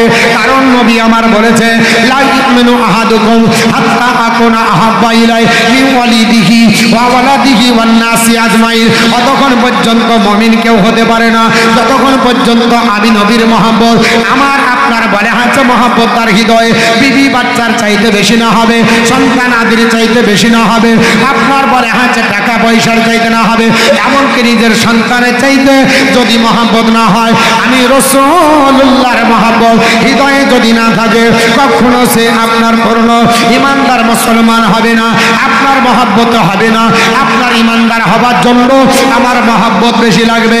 আল্লাহর নবীর সাহাবী হযরত খোবাইব স্লোগান দিল, এইরকম 100টা খোবাইব যদি জান চলে যায়, শুনে রেখে দে হারিসের ছেলেরা, আমার জান দিবে কিন্তু আমি আপনার ইমান দেব না, আমার প্রাণ চলে যাবে, আমার রক্ত ধারা চলে যাবে, কিন্তু আমার রক্তের ধারাতে আপনার বলে হাতে তবু কলমা জারি থাকবে, কলমা পড়বে, কিন্তু আমার নবীর মহব্বতের আপনার বলে হাতে ঘাটতি হবে না।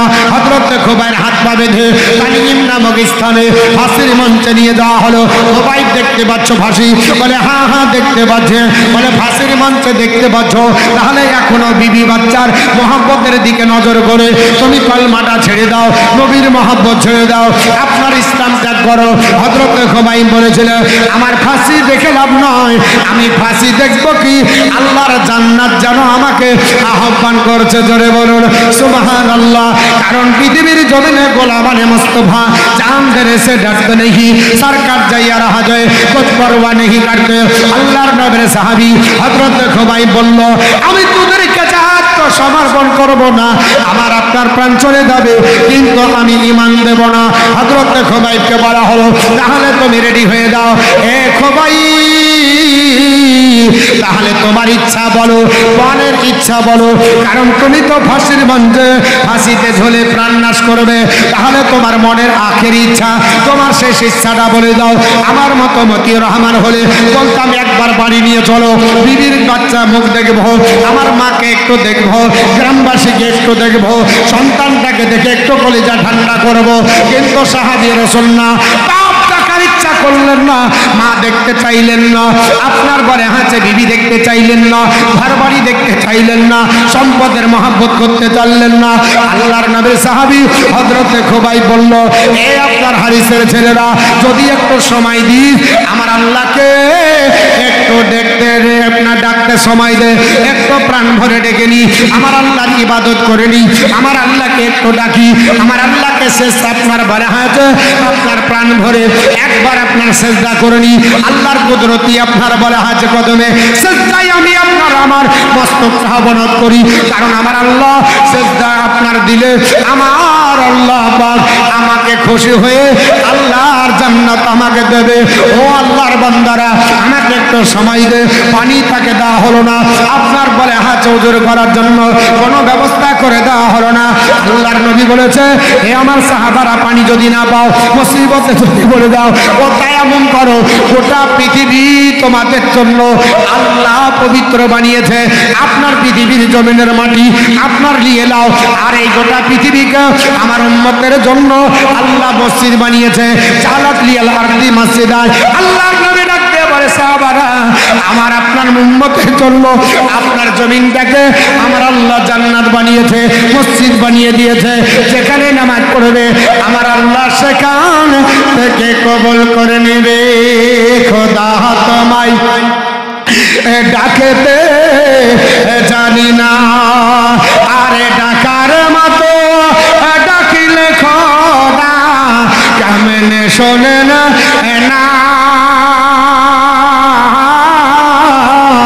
খোদা তোমায় ডাকেতে জানি না। ডেকেছেন নবী ওলি খোদারে শোনে গেছেন মিহিলি, আরে দিয়েছেন পর্দা খলি শিকেরা বানা। খোদা তোমায় ডাকতে জানি না, ডেকেছেন মুসা নবী তোর পাহাড়ে গেলেন চহলি, খোদারে নরে পাহাড় জালে, আরে খোদারে নরে পাহাড় জালে মশা জলে না। খোদা তোমায় ডাকতে জানি না, ডেকেছেন ইব্রাহিম নবী নমরদের গণিতে পহড়ি, আরে আগুন হইল ফুল বাগিচা পশম জালে না। খোদা তোমায় ডাকতে জানি না। আল্লাহকে ডাকার মতো ডাকতে। আল্লাহর নবীর সাহাবী খুবাইব বলল ঠিক আছে আমাকে একটু ডাকতে দাও। তায়াম্মুম করে 2 রাকাত নামাজের জন্য নিয়াত করে দাঁড়িয়ে চিন্তা করছে আল্লাহ, মনে বলছে গোটা কোরআন 2 রাকাতে খতম দি, কিন্তু আল্লাহ যদি খতম দি কাফেররা বিবেকে বলবে জানের ভয়ে লম্বা কেরাত শুরু করেছে। না না, আল্লাহ একটু করে ডেকে সন্তুষ্ট তোমারে করতে চাই। আমার টুটা ফাটা জবানের আল্লাহ কেরাত তুমি কবুল করে নাও, আমার সেজদাকে কবুল করে নাও। আল্লাহ পাকের আপনার বলে হয়েছে বান্দা হযরতে খুবাইব রাদিয়াল্লাহু তাআলা আনহু আপনার বলে হয়েছে ছোট্ট করে, আপনার বলে হয়েছে কেরাত করে, রুকু সেজদা করে আমার আল্লাহ পাককে জান ভরে আপনার ডেকে নামাজ পড়ে সালাম ডানে বামে ফিরে মুনাজাত করে দিলেন। আর মুনাজাত করে দিয়ে যেমনি বলছে এবার তোমাদের কাজ করতে পারো, তারা ডাক দিয়ে বলল খুবাইব আমি মনে করি মুসলমানরা আপনার বলা আছে আল্লাহকে ভয় করে, কিন্তু তুমি জানের ভয়ে তাড়াতাড়ি নামাজ পড়লে। মানে চতুর্দিকে দোষ, মুসলমান সব দিকে, যেমন মৌলবি তালবিলিম এরা যে কেন জায়গাতে বসে থাকুক চলুক হাঁটুক এদের ধর্মীয় দোষ। আমি যখন তালবিলিম ছিলাম সাইকেল চালাচ্ছিলাম, আপনাদের দিকেও দেখবেন যদি একটু জোরে চালাই দেবে যে পরের বাড়ি খেয়াদের শক্তি বেড়েছে ঘোচা মারবে, আর যদি আস্তে চালায় তো ইয়ারা সাইকেল চালাতে পারে কোন বাড়ি ঠিকঠাক খায় কোন বাড়ি খায় না। মানে সব দিকে যদি জোরে চালান তাহলে খেয়ে চরক বেঁধে গেছে, না হলে শক্তি হয়েছে, আর না চালাতে বলবে যে ঠিকঠাক কি পরের বাড়ি খেতে পারে। চারিদিকে আল্লাহর নবীর সাহাবী হযরত খুবাইব রাদিয়াল্লাহু তাআলা আপনার বলে হয়েছে তিনি 2 রাকাত নামাজ সমাপ্ত করে দিলেন। হাত পা গুলো বেঁধে ফাঁসির মঞ্চে আপনার ঝুলিয়ে দেওয়া হলো। ফাঁসির মঞ্চে ঝুলে বলছে খুবাইব এবারও সময় আছে, কলমা ছেড়ে দাও তোমাকে বাঁচিয়ে দেওয়া হবে। আল্লাহর নবীর সাহাবী খুবাইব ডাক দিয়ে বললেন ছেলেরা আজ আমার আপনার ফাঁসির মঞ্চে দেখে ভয় নাই, তোমরা ফাঁসির মঞ্চে আমাকে ঝুলিয়েছ, ফাঁসি দিতে পারো। ভাই আজ আমাকে তোমরা ফাঁসি দিতে পারো, কোন আমার দাস। আল্লাহর নবীর সাহাবী খুবাইবকে ঝুলিয়ে দিয়ে বলল, ছাড়বি না? বলে, না, জীবনের চাইতে নবীকে ভালোবাসি, কলমা ছাড়বো না। আপনার হারিসের ছেলেরা তরবারি নিয়ে খুবাইবের ডান বাজুর উপর চালিয়ে দিল। ইন্না লিল্লাহি ওয়া ইন্না ইলাইহি রাজিউন। একই কবে ডান বাজু কাতলা মাছের মতো পড়ে জমিনে লাফাতে লেগেছে। খুবাইবকে বলা হলো, খুবাইব এখনো তোমার একটা হাত বাকি আছে, ছেড়ে দেব। এক হাতে করে খাবে, বাচ্চাদেরকে দেখবে, বিবির মুখ দেখবে। যদি কলমা ছেড়ে দাও একটা হাত এখনো থাকবে। খুবাইব বলেছিল, আল্লাহ আমার এই হাতের মহাব্বতে যেন একবারও না উহা শব্দ বের হয়ে আমার যেন বাড়ির দিকে আল্লাহ মহাব্বত হয়ে যায়।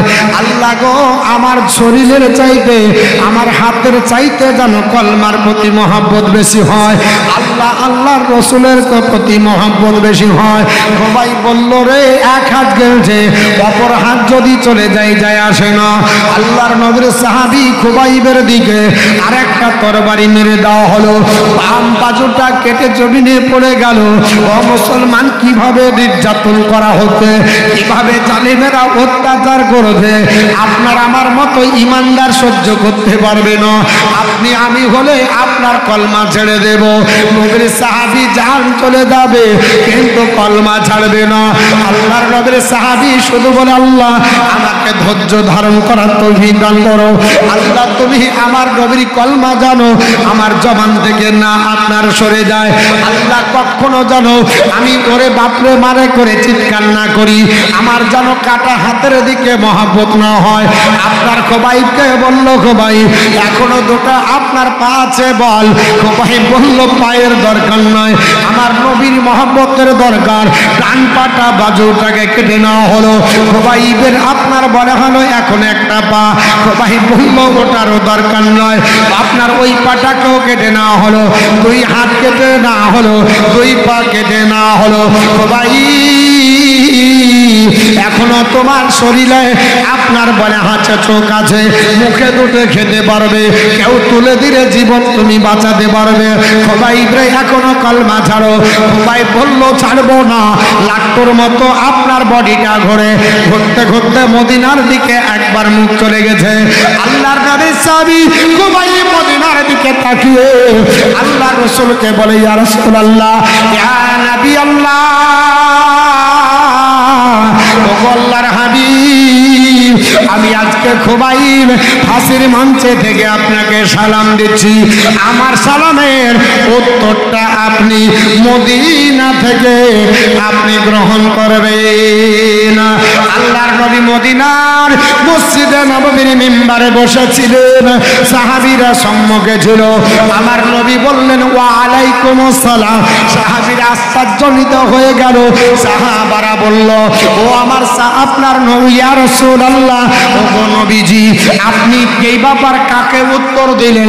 আমরা তো সবাই বসে আছি, কোন সাহাবী তো নতুন ঢোকেনি, আপনাকে কে সালাম দিল উত্তর দিলেন? আমার নবীর গাল মোবারক দিয়ে আপনার ঝরঝর করে পানি ঝরে যায়। সাহাবীরা আশ্চর্যজনিত হলো, ইয়া রাসূলুল্লাহ, কেন কাঁদেন গো? নবী বললেন, সাহাবীরা আমার 10 জন সাহাবীকে আমি রাজি নামক স্থানে পাঠিয়েছিলাম। এরা কোরআনের জ্ঞান দেওয়ার জন্য গেছিল, এরা নামাজ শিক্ষা দেওয়ার জন্য যাচ্ছিল। 9 জনকে পৃথিবীর জমিন থেকে বিদায় দিয়েছে। আমার একজন সাহাবী আসিম বিন আপনার সাহাবী, আপনার আসিম বিন সাহাবী, তাকেও আপনার শহীদ করা হয়েছে, তাকে আল্লাহ পাক হেফাজত করেছে। পৃথিবীর জমিনে একজন সাহাবী আমার খুবাইব এখন তানঈম নামক ফাঁসির মঞ্চে ঝুলতেছে। আমার খুবাইবের হাত কেটে নেওয়া হয়েছে, আমার খুবাইবের পা আপনার কেটে নিয়েছে। ও আমার সাহাবীরা এখন তারা কান কেটে নেওয়া হয়েছে, আর আপনার বলে হাতে চোখ জোড়াকে তুলে নেওয়া হলো। আমার খোবাইব সেখান থেকে সালাম আমি রাসূলুল্লাহকে দিয়েছে। আমি উত্তর যদি না দিই আমার সাহাবী কষ্ট পাবে, আমি তাই আমার খোবাইবের সালাম আমি মদিনা থেকে দিলাম। আল্লাহর নবী মদিনা থেকে সালাম দেওয়ার পর কেঁদে ডাক দিয়ে বলল, সাহাবীরা আমার এই সাহাবী কিছুক্ষণের মধ্যে ফাঁসির মঞ্চে ইন্তিকাল করবে। আল্লাহ পাকের কাছে আপনার বলা হাতে তার আপনার গমন হয়ে যাবে, তবে লাশটাকে তারা রেখে দেবে। ওই লাশটাকে যদি তোমরা পেড়ে আমি রাসূলুল্লাহর কাছে এনে দিতে পারো, আমি নবীজি তাকে জান্নাতের গ্যারান্টি দেব। আমি নবী জান্নাতের গ্যারান্টি দিব। কে আছো তোমরা রেডি হবা? দুইজন সাহাবী জুবাইর বিন আওয়াম এবং মিকদাদ বিন আসওয়াদ, তারা বলেছিল, ইয়া রাসূলুল্লাহ, নবী গো, আপনি যদি হুকুম করেন তাহলে আমরা আপনার বলে হাতে ফাঁসির মঞ্চে থেকে লাশটাকে পেড়ে দিব। ইয়া রাসূলুল্লাহ, আমাদের জীবন চলে যাবে, কিন্তু নবী আপনার নির্দেশ মান্য করব। আল্লাহর নবীর সাহাবী হযরত খুবাইব ফাঁসির মঞ্চে সালাম দিতে দেখে পাপিষ্ট শয়তান তাদের আর সহ্য হলো না। খুবাইব, তুই আপনার জবান দ্বারা কি পড়িস? বলে, আমি শেষবারের মতো আমার নবীকে সালাম দিতেছি। যেমনি বলা একটা মস্ত বড় পাথর তুলে খুবাইবের মুখ বরাবর মেরে দিল। হযরত খুবাইবের আপনার বলে হাতে মুখের আপনার ওপর আর নিচের পাটির দুই দাঁত আপনার ভেঙে ঝকঝক করে পড়তে লাগলো। আপনার বলে হাতে দাঁতের সঙ্গে মাড়ি কেটে পড়ে গেল। হযরত খুবাইব বলেছিল, ওরে কাফের সম্প্রদায়, ওরে হারিস বিন আমিরের ছেলেরা, আমার জবানের আপনার বলে হাতে শক্তি কেড়ে নিতে পারিস, আমার জবান থেকে কলমা কেড়ে নিতে পারিস, কিন্তু হৃদয়ের ভিতরে নবীর মহব্বত কাটতে পারবি না। আমার নবী হৃদয়ের মহব্বত আমার কাছে। হযরত খুবাইব রাদিয়াল্লাহু তাআলা আনহু এইভাবে আপনার ঘুরে আর নবীকে সালাম দেয়।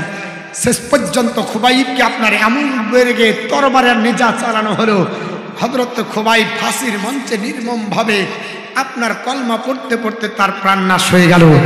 ইন্না লিল্লাহি ওয়া ইন্না ইলাইহি রাজিউন।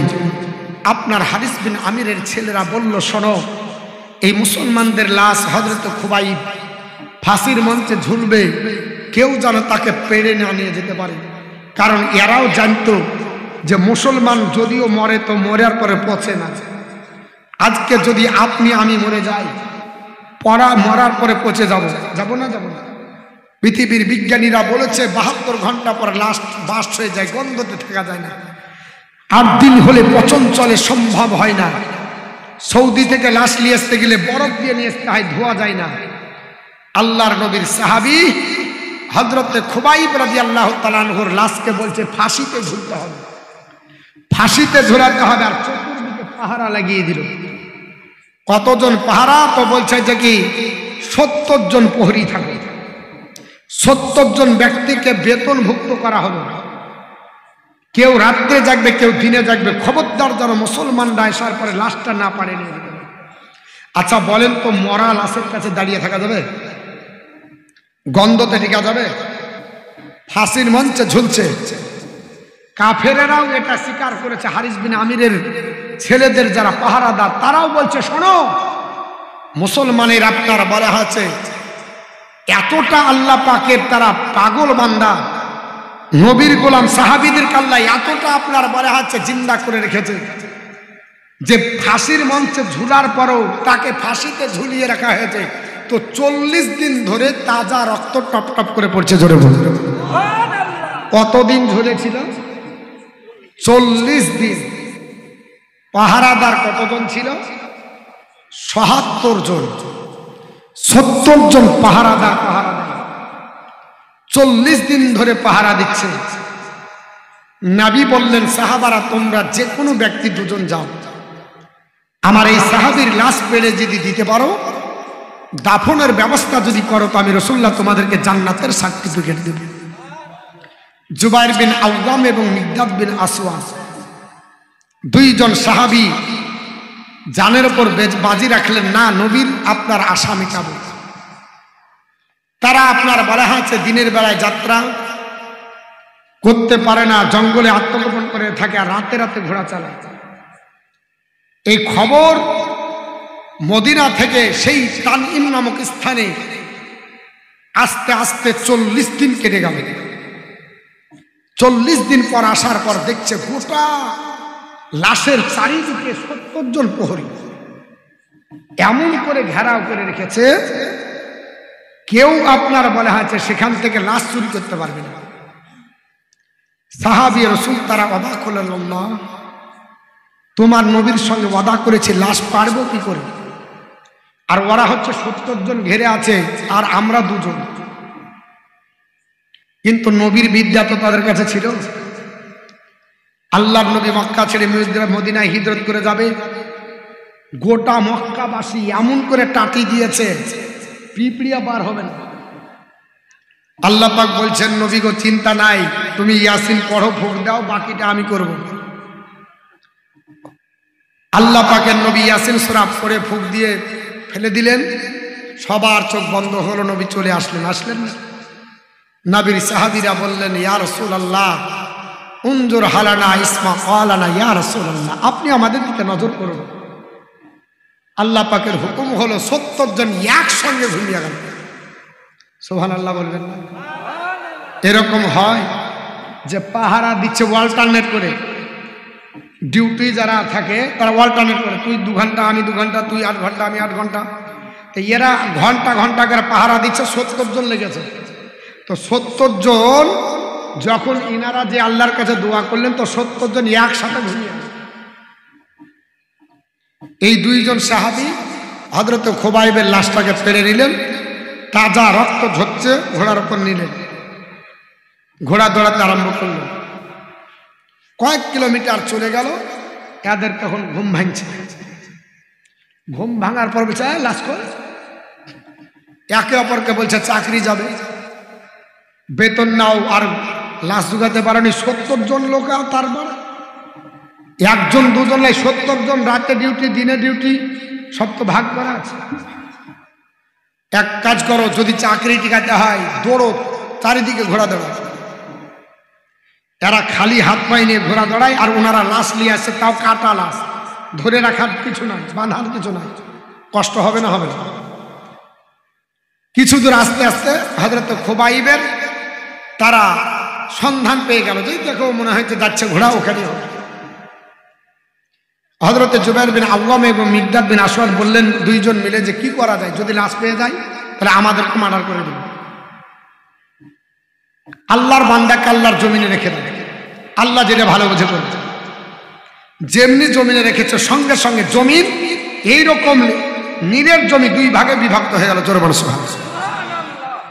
2 ভাগে বিভক্ত হয়ে কবরের মতো হয়ে, আর ওই লাশ যেখানে নামানো ছিল সঙ্গে সঙ্গে তলে চলে গেল। লাশ তলে চলে গেল, আবার জমিন এক হয়ে গেল। আল্লাহর বান্দা 2 জন সাহাবী, নবীর রাসূল আপনার সাহাবী হযরত খুবাইব, আপনার জুবাইর বিন আওয়াম এবং মিকদাদ বিন আসওয়াদ, তারা তাড়াতাড়ি রক্তগুলোকে মুছে তিনারা দাঁড়িয়ে আছে। এরা বলল, তোমরা লাশ পেয়েছো? বলে, কই আমাদের কাছে লাশ? বলে, আমাদের কাছে তো লাশ নাই। বললো, তাহলে লাশ কোথায় গেল? তো দেখো, লাশ খুঁজো। লাশ খুঁজে পেল না, এনাদের প্রাণ বেঁচে গেল। এরা চলে আসলো, আল্লাহর নবীর সাহাবী 2 জন চলে গেল মদিনায়। যে মসজিদে নববীতে ঢুকছেন, 2 জন সাহাবীর মন খারাপ। নবী আমার বলেছে আমাকে আনিয়ে দিবে, আমি রাসূলুল্লাহ তোমাদেরকে জান্নাতের সার্টিফিকেট দিব। নবীর কাছে চোখের পানি ঝরাতে ঝরাতে ঢুকছে। আল্লাহর নবী বলছে, সাহাবী চিন্তা করো না, আমি রাসূলুল্লাহ তোমাদেরকে বলেছি জান্নাতের সার্টিফিকেট দিব, তোমরা জান্নাতি, চিন্তা নাই, তোমরা জান্নাতি। ইয়া রাসূলুল্লাহ, আমরা তো লাশটা পারে আনিছি, কিন্তু নিয়ে আসতে আপনার কাছে পারিনি। নবী বলছে, তার আগে আমাকে আল্লাহ খবর দিয়েছে, আল্লাহ তার টাইটেল দিয়েছে বালিউল আরদ, মানে জমিন তাকে গ্রাস করে নিয়েছে।